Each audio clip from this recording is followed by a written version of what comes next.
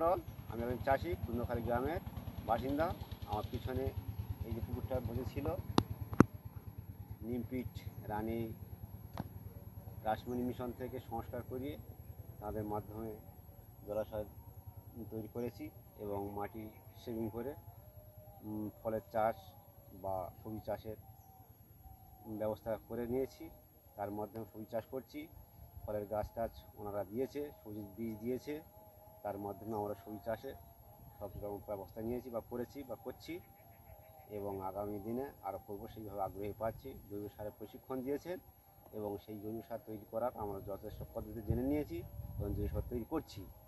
পাশাপাশি আরও ট্যাংরা শাল ধান টান আমাদের বীজ ধান দিয়েছিল, সেগুলো চাষ করেছি, তাতে ভালো ধান ফসল ফলেছে এবং আরও অন্যান্য চাষিরা যাতে উপকার পায় আমাদের কাছ থেকে তারা এসে পরামর্শ নিচ্ছে।